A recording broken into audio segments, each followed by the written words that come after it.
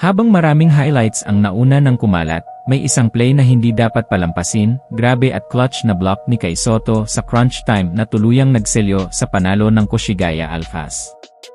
Isa na naman itong solid all-around performance mula kay Kaiju, kung saan hindi lang puntos ang dala niya, kundi depensa, rebounds, at court vision sa pinakaimportanteng sandali ng laro.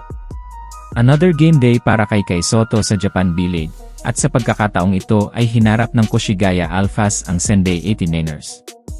Sa pagbubukas pa lang ng first quarter, agad nagpakita ng impact si Kai, isang magandang assist kaagad papunta sa import na si Jarrell Martin para sa EC2. Dito pa lang, ramdam na ang kontrol ng Alphas sa opensa. Mabilis na nakapagtayo ng momentum ang Koshigaya, umabot pa sa 9-0 run bago pa man makapuntos ang Sendai. Mahigit 5 minuto ang lumipas bago nakuha ng Sendai ang kanilang unang puntos. Isa na namang gandang hanap ni Kai sa isa pang import para sa layup, patunay ng kanyang playmaking sa loob. Sa kalagitnaan ng quarter, unti-unting nahanap ng Sendai ang kanilang rhythm at nabawasan ang lamang ng Alphas. Hirap man si Kai na makuha ang kanyang unang puntos, bumawi naman siya sa rebounds at assists. Sa unang quarter pa lang, may 7 rebounds at 3 assists na agad si Kai, dahilan para manatili ang Alphas sa unahan, 16-11 matapos ang first frame. Second quarter ay palitan ng runs ang dalawang koponan. Dito na rin nakuha ni Kai ang kanyang unang puntos mula sa loob ng paint, kasabay ng foul sa kanyang hook shot bagamat isa lang ang pumasok sa free throws. Tuloy-tuloy pa rin ang paghawak ng Alphas sa kalamangan, at maging sa depensa ay nakabawi si Kai matapos mablock ng import ng Sendai ang isa niyang tira.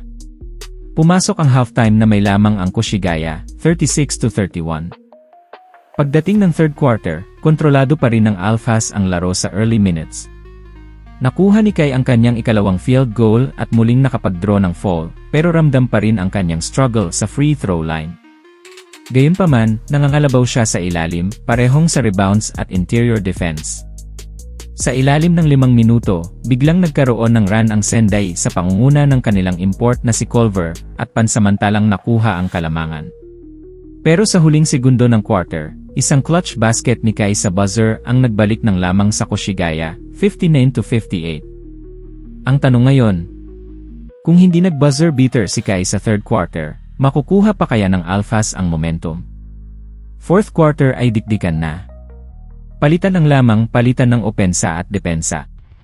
Isa sa mga pinakamagandang eksena ay ang alley-oop pass ni Kai papunta kay Jarrell Martin, na nauwi pa sa and one.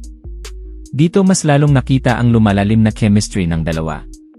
Sa ilalim ng 2 minuto, nakapag-draw ulit ng foul si Kai, at dahil nasa penalty na ang Sendai, 2 free throws ang ibinigay sa kanya at sa pagkakataong ito, pareho niyang naipasok, isang malaking moment sa gitna ng pressure.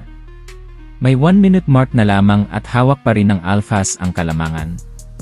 Isang 3-pointer ng Alphas ang nagsilbing dagger, pero ang pinakatumatak sa dulo ang clutch block ni Kai Sotto na tuluyang pumatay sa pag-asa ng Sendai. Depensa ang nagsara ng laban. 2 straight wins para sa Koshigaya Alphas. Sa ganitong klaseng laro, rebounds, assists, buzzer beater, at clutch block, masasabi na ba nating nasa next level na si Kai Sotto sa B-League?